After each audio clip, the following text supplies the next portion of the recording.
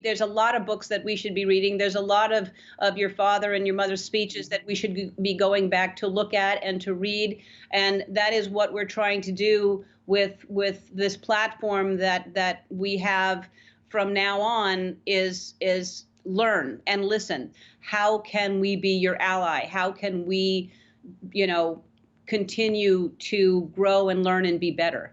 Yeah, I think the white community, as they're leaning in now, I think it's important that, you all really listen to what is being said in the environment and the climate now, even through the emotion that's being emitted, which is legitimate emotion, the anger, sometimes coming across as rage and maybe even hate.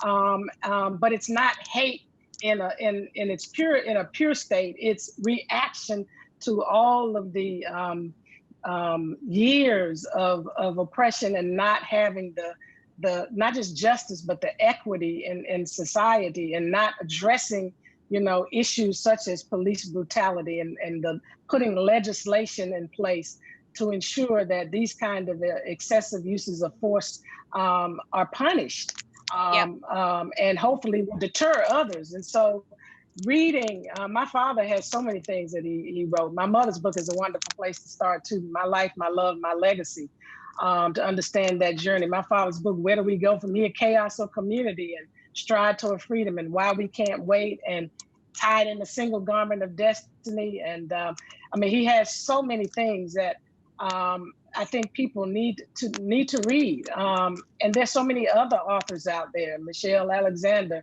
The New Jim Crow. There's just so many things, and part of that is being willing to kind of put to aside whatever you've brought to the table, in terms of your perception and your perspective, and say, okay, I'm going to take this in now and let this speak to me, and then hear what other people say. Because I think the problem now is people have been talking, every generation, every 10 years, every 5 years, every 2 years, people are saying things, but I think people are formulating opinions and they're not really taking in what is being said. And you have to kind of meditate on what's being said, because it's not easy to hear some of the stuff. And as you meditate, we have to kind of trust the direction. I mean, that's been the hardest part, I think, with the white and Black community, is there's distrust and there's fear, and there's anger. And the only way we're going to get to a more trusting place is there has to be guards let down, on both sides. And in the white community, especially, it's okay to know that you have to learn and you're not right on these things. And I'm not saying everybody in the white community, but I'm saying there is so much of a gap here, that, if the white community can just trust what we're saying, we're not making it up. I think the equation will change. I think in what you're talking about, what I think what people have to realize is there is not anger without pain. The reason that there's so much anger is because there has been pain inflicted on the Black community for so long, for hundreds of years, and that kind of feeling of having to talk to your children about when you go out of the house and how you have to be careful around police and how you have to act, when no white person has to tell their child that no one has to worry about what the police are going to do to their white children. And there's just, like you said, white people have to realize the disparity of our lifestyles. And that's what it is. It's what people have been saying, the white supremacist system.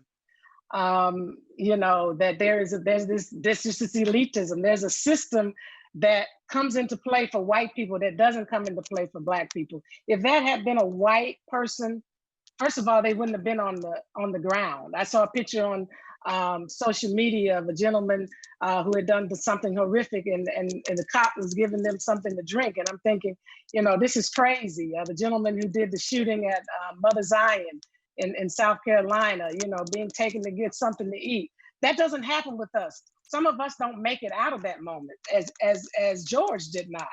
And so there are two separate justice systems. The justice is not the problem. It's what's in people's hearts and these systemic systems that have been put in place to benefit the white community that doesn't benefit the Black community at all. I mean, it's not fair. It's not equal. It really is not. The scales of justice are not equal, and they're not equitable. In this country, see an incident like George Floyd, we all get angry, and then historically we move on. This isn't about individual incidents. This is about a systemic problem of racism. Yes, and that's the part we haven't dealt with. We've dealt with racial acts by an individual, but now this is really about we've got to dismantle racism. We have to dismantle white supremacy, and we've got to create and build the true beloved community that my father talked about and my mother talked about and worked toward. Well, I hope we have a brand new dream, and because it's time for your father's dream to come true, and there needs to be equality, which we have never ever had. And we need to all work towards that end of changing all of our behaviors, all of our beliefs. And I will do my best to be a part of that and be a platform for anyone like yourself or anyone that I can have on to teach us so we can be better people.